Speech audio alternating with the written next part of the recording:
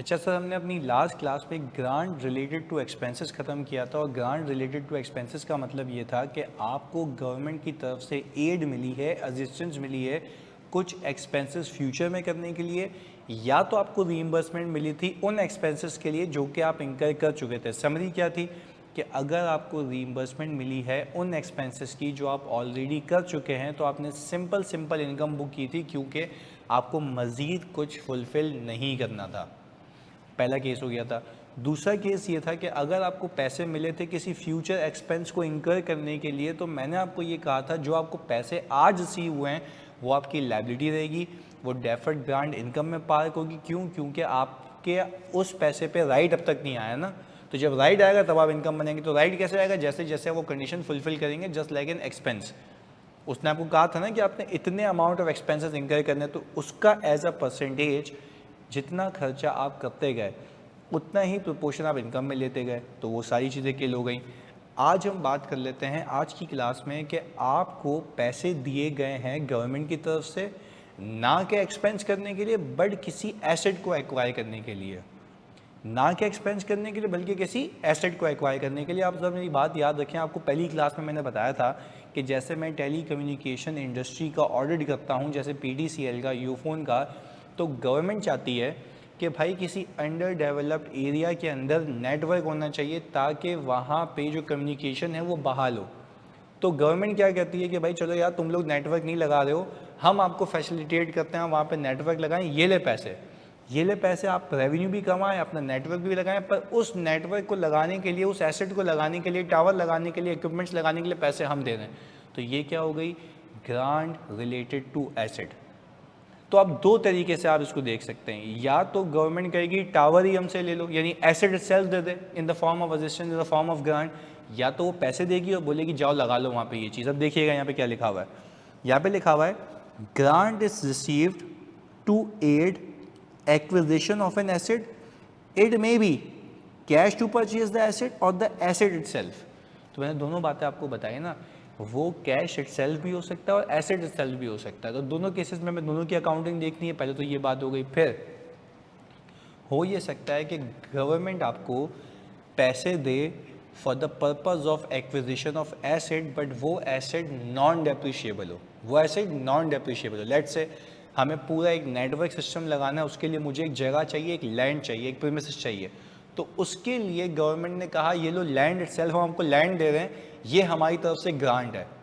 तो इसकी अकाउंटिंग कैसे होगी ये देखनी है। या तो गवर्नमेंट आपको पैसे दे दे, बोले भाई ये इससे लैंड परचेज कर लेना, पर again again again again this grant is for the purpose of acquisition of asset. तो हम कहेंगे ये ग्रांट रिलेटेड टू एसेट है, बट वो नॉन डेप्रिशिएबल है। वो क्या है? नॉन डेप्रिशिएबल है, क्योंकि लैंड डेप्रिशिएट नहीं होता। तो इस केस में अकाउंटिंग कैसे होगी, जरा इस बात को देख लेते हैं। आजा जी, हमने कहा था सबसे पहले हम पिक करेंगे यहाँ पे ये वाला हिसाब किताब जो कि है हमारा नॉन डेप्रिशिएबल एसेट। आ जाए जी, हमने कहा on January 1, 2019 MK limited received the land from the government having a fair value of ₹200,000। अच्छा भाई, हमने कहा पैसे नहीं मिले, लैंड इटसेल्फ मिली है। तो हमने कहा कि भाई यहाँ पे मैं एक एंट्री बना देता हूँ आप लोगों के लिए।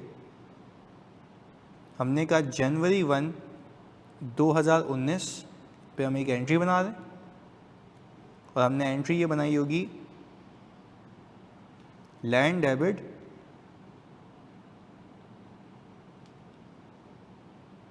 और डेफर्ड ग्रांट इनकम क्रेडिट। कितने से सर? यहाँ पे हमें लैंड मिली है, उसकी वैल्यू है 2 लाख रुपए। अच्छा, आपका सवाल ये सुन के होना चाहिए कि sir grant related to asset नहीं है, grant itself in the form of asset है। तो ये तो कंडीशन मीट हो गई ना, आपने अभी इसको लायबिलिटी क्यों बनाया है? अभी बताते हैं आपको ये। अभी हमने इसको लायबिलिटी बनाया है, तो सर क्या ये लैंड वापस करनी पड़ सकती है? जी सर, रीज़न है इसके पीछे क्योंकि जब गवर्नमेंट आपको एसेट देती है, इन द फॉर्म ऑफ ग्रांट, तो कहने का मतलब ये होता है वो बाज़ औक़ात कुछ सेकेंडरी कंडीशन लगाती है। यानी सिर्फ कंडीशन ये नहीं थी कि लैंड खरीदना, लैंड तो उसने खुद दे दिया, पर अब गवर्नमेंट कह रही है भाईजान अब ये लैंड के ऊपर ये काम करना है। तो जब तक वो काम हो नहीं जाता वैसे वैसे आप उसको डेफर्ड ग्रांट इनकम को इनकम में लेके जाएंगे। यानी इस सवाल में देख के बताता हूँ मैं आपको, वो कह रहा है land was given on the condition, यानी इसमें कोई सेकेंडरी कंडीशन लगा। यानी पहली कंडीशन क्या थी, पहली कंडीशन क्या थी, पहली कंडीशन ये थी कि आपने लैंड खरीदनी है। भाई उसने कहा लैंड खरीदनी है, वो तो दे दी, वो तो पूरी हो गई। मैंने कहा जो लैंड डेबिट हुआ मेरी जेब से पैसे तो नहीं गए, इनकम होनी चाहिए थी, पर मैंने उसको डेफर कर दिया। क्यों? क्योंकि कंडीशन लगाई गई है गवर्नमेंट की तरफ से कि आपने मजीद ये काम करना है। वो क्या काम करना आया बात कर लेते हैं। वो कह रहा है एम के, यानी company will pay wages of rupees 80,000 in next 2 years. Wages was paid were 50,000 and 30,000 in 2019 and 2020। अब आपके दिमाग में ये सवाल आ रहा होगा कि सर जब अगर मैं कंडीशन ब्रीच करूं तो मुझे पैसे वापस देने होंगे, तो उसकी अकाउंटिंग क्या होगी? तो वो रीपेमेंट में सीखेंगे कि पैसे वापस करने पड़ जाएं।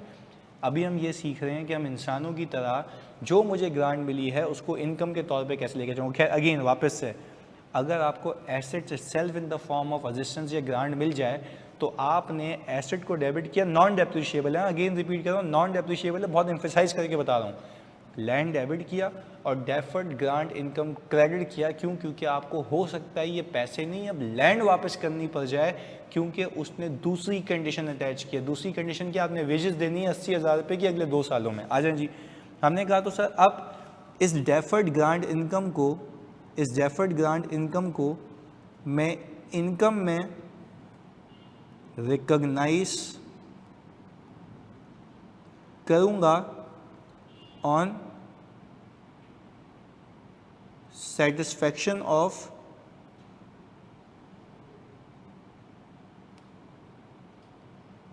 सेकेंडरी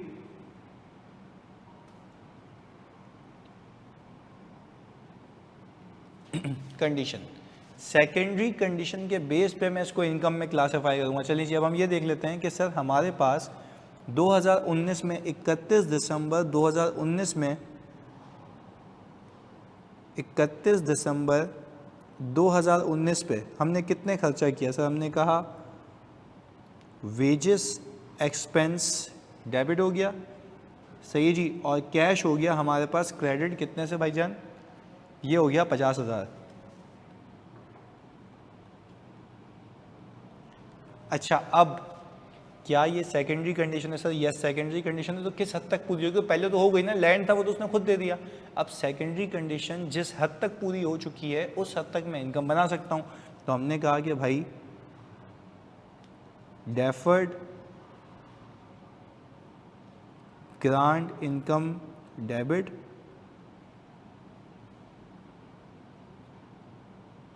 और ग्रांट इनकम क्रेडिट कितने से? सर हमने कहा 50,000 को डिवाइड कर दो 80,000 पे, तो आपको पता लग जाएगा कितनी परसेंटेज आप कंडीशन सेटिस्फाई कर चुके हैं।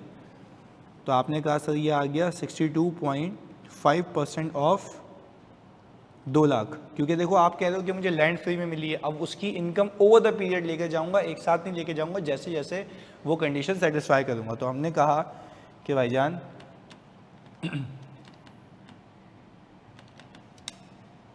ये आ गया 31250।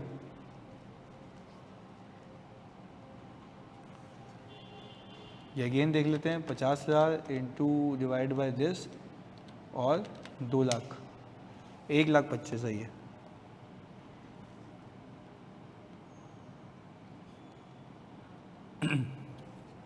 अच्छा जी, फिर हमने कहा 31 दिसंबर 2020 पे हमने फिर खर्चा किया।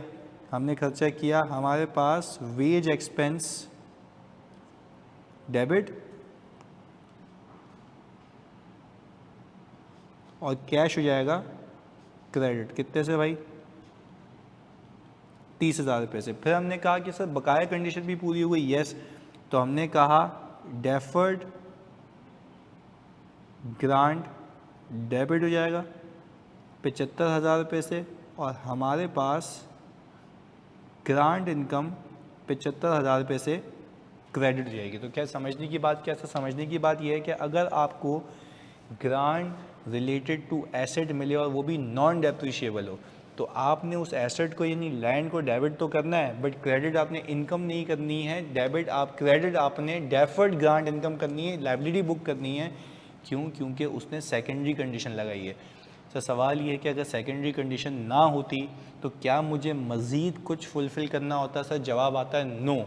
तो अगर कुछ मज़ीद फुलफ़िल नहीं करना होता तो मैं सीधा स्ट्रेट ये 2 लाख रुपए इनकम बुक कर लेता डे 1 पे। सही जी, यहाँ पे लिख भी देता हूँ। If there were no secondary condition, then entire amount should have been recognized as an income। सही जी, हमने यहाँ पे आप लोगों के लिए लिख भी लिया कि अगर ये हालात वाक़यात नहीं होते तो entire amount should have been recognise as an income. अगर क्या शर्त क्या है कि कोई सेकेंडरी कंडीशन ना होती तो सारी की सारी अमाउंट किस में आ जाती? एज एन इनकम आ जाती, यानी डेफर्ड ग्रांट इनकम की जगह सिर्फ ग्रांट इनकम आती। बात क्लियर है? तो सर ये तो हो गया इसका पहला केस कि फुली फंडेड है। व्हाट इफ मैं कहूँ पार्शली फंडेड? अब पार्शली फंडेड का मतलब ये होता है कि आपको गवर्नमेंट ने लैंड इटसेल्फ अलॉट नहीं किया, आपको पैसे दे दिए पर लैंड की वैल्यू ज़्यादा है, लैंड की वैल्यू ज़्यादा है और आपको पैसे कम मिले, तो उसकी अकाउंटिंग कैसे होगी? ज़रा अभी एक एक करके बता देता हूँ आपको। आ जाएं जी। हमने कहा जनवरी 1, 2019 पे एम के लिमिटेड ने ग्रांट रिसीव की है 1,20,000 रुपये की। सही है जी। To purchase a land having a fair value of ₹200,000। तो सही है जी, हमने कहा कि भाईजान हम यहाँ पे जनवरी 1, 2019 पे बैंक डेबिट करेंगे और डेफर्ड ग्रांट इनकम क्रेडिट कर देंगे। अच्छा, डेफर्ड ग्रांट इनकम हमारे पास कितने की आ गई भाई? 1,20,000 रुपये की। सर आपने ये डेफर क्यों कर दिया? क्यों? अभी आपको लैंड खरीदना नहीं, लैंड भी खरीदना और देखो दूसरी कंडीशन भी है। The grant was given on the condition that M K will pay wages of ₹200,000 in next 2 years. फिर बोल रहा है वेजेस पेड 150 है और 50 है, तो 2 कंडीशंस हैं। तो मैंने कहा अगर मैं लैंड परचेज भी कर लूँ तब भी वो डेफर्ड में पड़ा रहेगा जब तक दूसरी कंडीशंस बकाया कंडीशन पूरी ना हो जाए। तो हमने कहा चलें जी सर हम लैंड खरीद के भी आते हैं। तो हमने कहा लैंड हो गया डेबिट और कैश हो गया क्रेडिट। कितने से भाईजान? फेयर वैल्यू है 2 लाख रुपए की। तो सर ये क्या बात हुई? ये क्या बात हुई? लैंड है 2 लाख रुपए की, उसने आपको 1,20 दिए, तो भाई 1,20 उसने जो मुझे दिए हैं वो पार्शली फंडेड है ना, पूरी फंडिंग नहीं की है। तो मेरे लिए जो डेफर होगा, जो इनकम होगी मेरी, वो 1,20 होगी ओवर द पीरियड, क्योंकि अभी तो लाइबिलिटी है मेरी। यहाँ पे लिख देता हूँ अभी तो लाइबिलिटी है क्योंकि मैंने कंडीशन ही पूरी नहीं की है। एज ऑफ नाउ तो ये मेरी लाइबिलिटी है।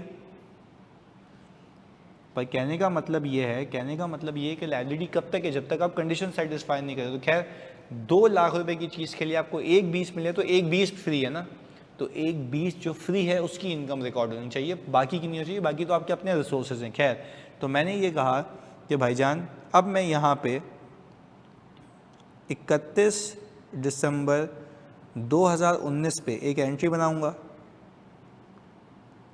मैं कहूँगा वेजेस एक्सपेंस डेबिट और कैश क्रेडिट। ये सेकेंडरी कंडीशन पूरी होती हुई दिख रही है।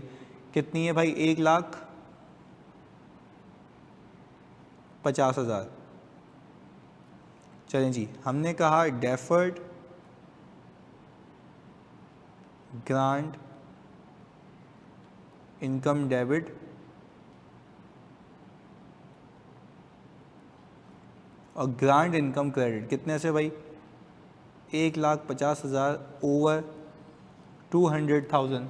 तो हमने कहा 1,50,000 ओवर 200,000, तो ये आ गया 75%। मैंने कहा ग्रांट कितनी है? 1,20,000 की है, गलती से 2 लाख से नहीं कर देना, तो ये हो गया 90,000। ऐसा ही है जी। ये कंडीशन इस हद तक पूरी हो चुकी है। फिर हमने कहा भाईजान अब हम आ जाते हैं 31 दिसंबर 2020 पे। हमने कहा हमने यहाँ पे वेजेस एक्सपेंस को डेबिट किया, कैश को क्रेडिट किया 50,000 रुपये से। फिर हमने कहा कि भाईजान अब हमने 50,000 रुपये का मज़ीद खर्चा किया तो ये हो गया 25% ऑफ वही अमाउंट। तो हमने कहा यहाँ पे हमने एक एंट्री बनाई होगी, डेफर्ड ग्रांट इनकम डेबिट और ग्रांट इनकम क्रेडिट। कितने से भाई? ये हो गया हमारे पास 1,20,000 का 25%, 30,000। 90 पहले हो चुके थे, 30 ये रहे। तो कहने का मतलब ये कि अगर आपको ग्रांट रिलेटेड टू एसेट मिले और वो एसेट नॉन डेप्रिशिएबल हो, वो एसेट नॉन डेप्रिशिएबल हो, तो उस केस के अंदर आपने उस नॉन डेप्रिशिएबल एसेट को बुक करके डेफर्ड ग्रांट इनकम को क्रेडिट करना है उस हद तक जितनी आपको ग्रांट मिली है। और डेफर क्यों? क्योंकि हो सकता है उसके साथ कुछ सेकेंडरी कंडीशन हो, और वो सेकेंडरी कंडीशन जब तक आप पूरी नहीं कर लेते तब तक वो डेफर्ड में पड़ा रहेगा, तब तक वो इनकम में नहीं जाएगा, क्योंकि अब आपने इसकी सेकेंडरी कंडीशन को देखना है। बात समझ आती है? क्योंकि सिर्फ लैंड का आ जाना कंडीशन फुलफ़िल करने के इक्वलेंट नहीं है, क्योंकि उसने दूसरी कंडीशन भी अटैच की है। बात समझ आती है जी? मिलते हैं अगली क्लास में डेप्रिशिएबल एसेट के साथ। जज़ाकल्लाह।